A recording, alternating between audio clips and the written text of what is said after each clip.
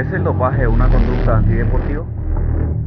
Dopaje se refiere al uso por parte de un deportista de sustancias o métodos prohibidos para progresar en su entrenamiento y mejorar sus resultados deportivos. Cuando hablamos de dopaje solemos pensar en los esteroides, pero también es dopaje el uso por parte de un deportista de otras sustancias prohibidas, como estimulantes, hormonas, diuréticos, narcóticos y marihuana. El uso de métodos prohibidos, como transfusiones de sangre o dopaje genético, e incluso la negativa a pasar un control antidopaje o un intento de manipular los controles antidopaje. En la Grecia antigua han sido documentados especialistas que ofrecían a los atletas ingredientes nutricionales para aumentar su resistencia física. Esto fue considerado absolutamente necesario y los proveedores eran comparados con los especialistas médicos actuales. Además, los atletas eran descritos intentando incrementar su fuerza física comiendo clases de carnes o testículos antes de comenzar los juegos.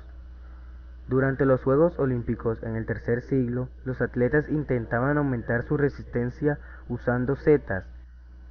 Filóstratos divulgó que los doctores eran perceptiblemente provechosos en la preparación de los atletas para los juegos y en las cocinas se preparaba el pan con características analgésicas. En el primer siglo, también fue divulgado que los corredores griegos bebían una bebida herbaria para aumentar su fuerza y ser capaces de resistir acontecimientos de larga duración. Son difíciles de encontrar otros documentos escritos sobre ese periodo, pues que la sabiduría del dopaje fue ocultada bien por los sacerdotes. También ha sido registrado el uso de drogas en la historia romana. Los corredores de cuadrigas alimentaron a sus caballos con varias mezclas para hacer que corrieran más rápido. Los gladiadores también son descritos utilizando agentes dopantes fortalecedores. El doping en los deportes modernos fue divulgado fiablemente desde la segunda mitad del siglo XIX. 1865. El primer caso documentado ocurrió en natación durante el acontecimiento del Canal de Ámsterdam. De tal modo, fue descrita la toma de una droga desconocida que incrementaba la capacidad de resistencia. 1867. En los populares 6 días de carreras ciclistas, los atletas franceses prefirieron mezclas basadas en la cafeína. Los belgas usaban azúcar mezclados con el éter, mientras que otros utilizaban las bebidas alcohólicas o la nitroglicerina. 1896. La primera muerte divulgada causada por dopaje ocurrida en este año. El ciclista inglés Linton murió debido a la toma de efedrina durante la carrera París-Burdeos. 1904. En la maratón de San Luis, Tom Hicks, quien acababa de ganar la carrera, se derrumbó y los doctores demostraron la toma de estricnina y coñac antes de la carrera. 1910. James Jeffrey demandó después de que Jack Johnson lo hubiera batido, que su té fue contaminado para derrotarlo. Este es el primer caso divulgado de acusar a atletas dopados. Se han divulgado muchos casos similares del doping en boxeo durante la primera mitad del siglo XX. 1920. Las anfetaminas, una droga bastante común durante el siglo XX, no solo en el deporte, fueron producidas por primera vez en el 1920. 1952. Durante los siglos de patinaje sobre hielo de Oslo, hubo una creciente preocupación cuando se encontraron en las taquillas de los atletas ampollas y jeringuillas. 1960. En los años 60 comenzó un dramático incremento del uso de sustancias dopantes. La sociedad creyó que esos días que había drogas capaces de conseguirlo todo. Durante los Juegos Olímpicos de Roma de 1960, el ciclista danés Jensen murió por un abuso de anfetamina. 1967. En 1967 murieron el ciclista británico Tom Simpson, de 30 años, por anfetaminas, y el corredor Dick Howard, sobredosis de heroína. En 1968, un año después, el boxeador alemán Job Helms murió después de un cóctel de anfetamina. 1976. En los Juegos Olímpicos de Montreal, forzaron al atleta polaco Kaczmarek y al atleta búlgaro Krzysztof, ambos levantadores de pesa, a devolver sus medallas de oro después de ser acusados de dopaje. El amanecer del siglo XXI está caracterizado por muchos ejemplos de atletas acusados de dopaje. Algunos nombres de corredores de 100 metros lisos como Montgomery, Chambers, Jones son solamente algunos de los casos, ya que los conocidos son innumerables. Desafortunadamente, el doping no solo es historia, ya que evidentemente continúa hoy en día con las nuevas sustancias y técnicas. Bueno, nos encontramos en Indeporte con el señor Álvaro Torres, asesor de área técnica de Indeportes del Atlántico, el cual nos va a hablar sobre el doping. El doping es un medio ilegal para mejorar la condición física de un deportista. El doping se hace a través de sustancias que están plenamente establecidas por la WADA y que no se pueden consumir so pena de ser descalificado de la actividad deportiva, como ya ha sucedido muchas veces, el caso más reciente con Lance Armstrong, el caso más seguido con los deportistas de Rusia, que fueron descalificados para asistir a los Juegos Olímpicos. A ellos se les comprobó que utilizaron sustancias prohibidas por la WADA, que es el organismo que regula el dopaje a nivel internacional. ¿Qué busca el doping? Alcanzar un resultado óptimo utilizando una sustancia que le mejora esa condición. ¿Qué busca el doping? Por lo menos disminuir la frecuencia cardíaca en el deportista. Es decir, que en condiciones normales un esfuerzo que puede estar dado en 180 pulsaciones por minuto debido al esfuerzo se reduzca a 130. Va a requerir menos oxígeno en el torrente sanguíneo para sacar el material de desecho, sodio, potasio. ¿Qué busca el doping?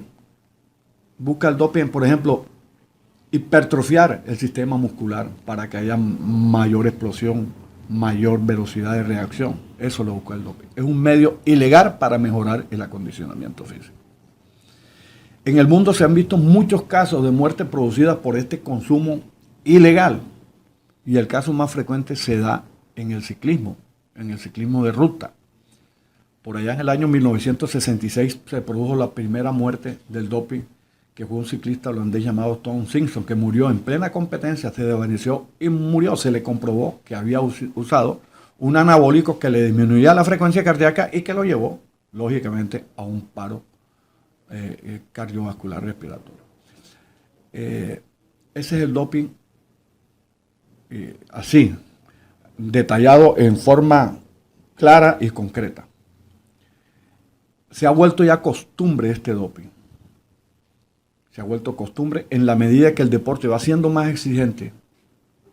El deporte de alto rendimiento se ha vuelto más exigente, pues no solamente el deportista. Generalmente el deportista atiende a lo que dice el médico, lo que dice el entrenador. Muchas veces el médico le dice, métete esta inyección, el deportista no sabe que se está inyectando, o tómate estas pastillas, no sabe que está, o tómate este jarabe, él no sabe que se está tomando. Entonces, esto es una cadena que se ha formado en el deporte de alto rendimiento, inclusive en el deporte aficionado. Lo preocupante es eso. En el deporte adicionado, el deporte barrial, ya se está viendo eso. Ya se está viendo eso. Y eso sí que es trágico para la actividad deportiva, porque definitivamente van a sepultar a ese niño de 15, 16 años, lo va a sepultar a muy temprana edad. Porque son medios, repito, ilegales para mejorar la condición física. Ya hablábamos de los anabólicos estimulantes, de los corticoides, que son los que utilizan los pesistas, y eso lo consigues tú en cualquier farmacia, porque una farmacia te los vende, eso no está prohibido en la farmacia, pero el deportista, el entrenador, muchas veces sí saben que eso es prohibido. El imperio construido por Lance Armstrong desde 1992, año en el que debutó como ciclista profesional, se derrumbó en pedazos. En poco más de una semana, el superhéroe estadounidense perdió la credibilidad, la simpatía y la admiración por el mundo, que edificó en 20 años de carrera. Los resultados de la investigación de la Oficina Antidopaje de los Estados Unidos, que tuvo el visto bueno de la Unión Ciclística Internacional, son contundentes y lo tienen hoy por hoy contra la pared, señalado como uno de los principales hombres en el programa de dopaje más sofisticado, profesionalizado y exitoso del deporte. Cuando formó parte del equipo US Buster, con el que tocó el cielo, con sus 7 victorias en el Tour de Francia, la carrera por etapas más importante del mundo, algo que nadie más ha logrado hacer. En el informe de 1000 folios hay suficientes pruebas para acusar al estadounidense de violar el Código Mundial Antidopaje, basadas en testimonios de 26 personas, entre ellas 15 ciclistas, además de registros de pagos, correos electrónicos cruzados, datos científicos y resultados de análisis de laboratorio. En las 7 veces que ganaste el Tour de Francia, ¿usaste sustancias prohibidas o dopaje sanguíneo? Sí. En tu opinión, ¿crees que es humanamente posible ganar el Tour de Francia 7 veces seguidas sin doparse? En mi opinión, no. En los tiempos que corren, el dopaje está a la orden del día y ya nos sorprende tanto ver una noticia de que tal o cual deportista se ha dopado. Pero en 1988 no era tan usual. La final de los 100 metros lisos de los Juegos Olímpicos de Seúl pasaron a la historia como la mejor carrera de todos los tiempos. 48 horas más tarde, pasaron a la historia por el positivo de Ben Johnson. En los 80 había casos de dopaje, pero por entonces, y sobre todo en atletismo, de los que se hablaba principalmente era de las excepcionales carreras y brillantes atletas de la prueba reina, los 100 metros. Carl Lewis era el rey de la velocidad tras coronarse en Los Ángeles. Johnson fue tercero en aquella final, también en el 4 por 1000 en el que triunfó Lewis, y se prometió derrotar al hijo del viento como fuese. Después de 3 años de dura preparación y carreras espectaculares, llegó el gran día, 24 de septiembre de 1988. El mundo se para por la gran final de los 100 metros. Era el momento estrella de los Juegos de Seúl. El resto de las pruebas se paralizan en el estadio para asistir al duelo más encarnizado. A partir de ahí, se empieza a destacar Johnson, quien abre un hueco inalcanzable. Llega a la meta sobrado con 9,79, un nuevo récord mundial, y destronando al rey de Los Ángeles, levantando el brazo derecho y mirando hacia la calle Lewis antes de entrar en la meta, como si quisiera decir, ahora mando yo. Ganó con una superioridad inesperada, algo parecido a lo que hizo Usain Bolt en Pekín, y eso que estábamos ante la carrera del siglo, con los 4 hombres por debajo de 10 segundos. Johnson pasa al primer plano mundial, mientras que se califica a Lewis como el gran derrotado. Sin embargo, 48 horas después, todo cambia. Se hace oficial que el canadiense ha dado positivo en el control antidopaje por estanosol, un anabolizante que potencia la masa muscular. Se llegó a hablar de complot. Supuestamente le habían echado algo en unas cervezas que bebió antes para poder orinar y dar su muestra al servicio antidopaje. Pero al final, Johnson confesó que se había dopado para vencer a Lewis y que llevaba haciéndolo varios años. Fue despojado de su oro y por consiguiente del récord del mundo, que pasó a manos de Lewis, quien de esa forma revalidaba el título logrado 4 años antes. Fue suspendido por 2 años, regresó y estuvo en Barcelona 92, aunque no pudo clasificarse para la final de los 100 metros porque en la semifinal se tropezó en la salida y se quedó en último lugar. Ya no volvió a ser el mismo.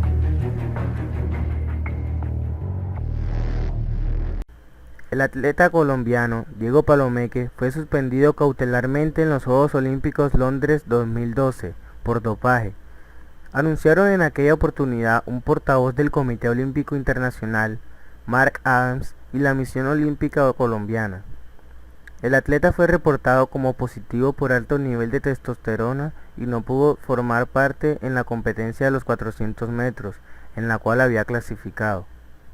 El deportista de 18 años estaba inicialmente inscrito en esa prueba, pero finalmente no estuvo en la misma. Libardo Niño, positivo en los Panamericanos. Libardo Niño dio positivo con EPO en el control al dopaje en los Juegos Panamericanos de Río 2007, en la que el ciclista había alcanzado la medalla de plata en la contrarreloj. La Comisión Disciplinaria de la Federación Colombiana de Ciclismo suspendió en esa oportunidad al pedalista por 2 años, luego de que Los análisis. La comisión disciplinaria cerró el expediente el 25 de octubre del 2007 al completarse los 2 meses de plazo para el conocimiento del resultado del segundo análisis. Sin embargo, la Organización Deportiva Panamericana, en documento enviado al Comité Olímpico Colombiano el 13 de diciembre de ese año, le ordenó al ciclista entregar la medalla de plata y el diploma que obtuvo. Positivo en el Mundial de Patinaje. La patinadora Jenny Paola Serrano fue sancionada en el 2011 con 3 meses, luego de dar positivo por el estimulante metalhexamina, en exámenes realizados durante el Mundial de Patinaje que se realizó en el municipio antioqueño de Guarne. La deportista quedó completamente inhabilitada para participar en cualquier torneo a nivel nacional e internacional.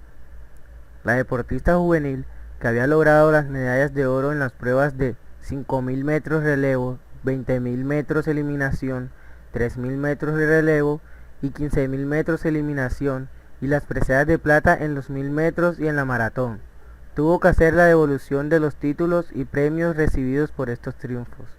María Luisa Calle ya ha vivido este caso. La ciclista colombiana vivió el momento más difícil de su carrera deportiva en el 2004, cuando tras de ser declarada culpable por un supuesto positivo en la prueba antidopaje, en la prueba por puntos de los Juegos Olímpicos de Atenas, con la sustancia heptaminol, tras tomar neosaldina para el dolor de cabeza. De esa manera le fue retirada la medalla de bronce que había conseguido. Luego, con el médico Luis Eduardo Contreras y el abogado Andrés Charria, demostró su inocencia y el Tribunal de Arbitramiento del Deporte le ordenó al Comité Olímpico Internacional devolverle la medalla, pues se comprobó que la neosaldina se transformó en heptaminol de manera orgánica.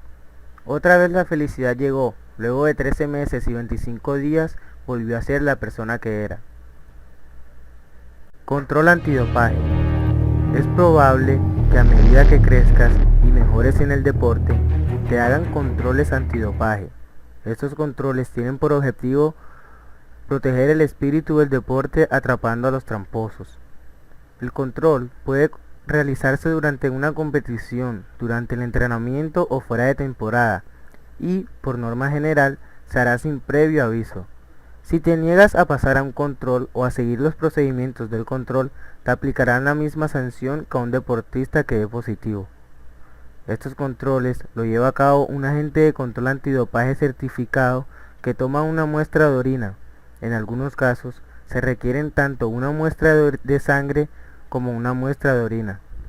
Las muestras se envían a un laboratorio autorizado para su análisis.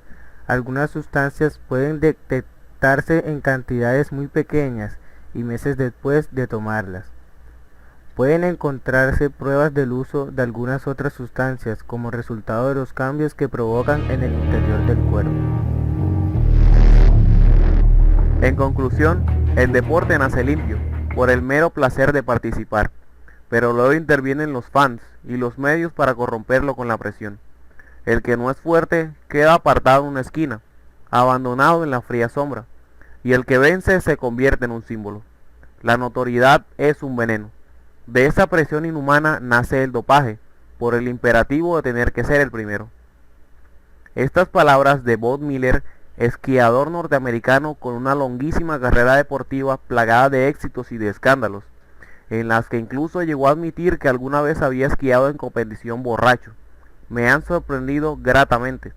No es fácil ver a un atleta de élite reconocer la existencia del dopaje y sus causas y motivos. Es la auténtica realidad. El deporte es algo sano y puro, pero sin embargo el deporte de alta competición no lo es. La fama, el éxito, el dinero de los patrocinadores, el ser el primero sea como sea. Todo ello es un cóctel explosivo que convierte a los atletas en máquinas de ganar, olvidando los nobles ideales del deporte.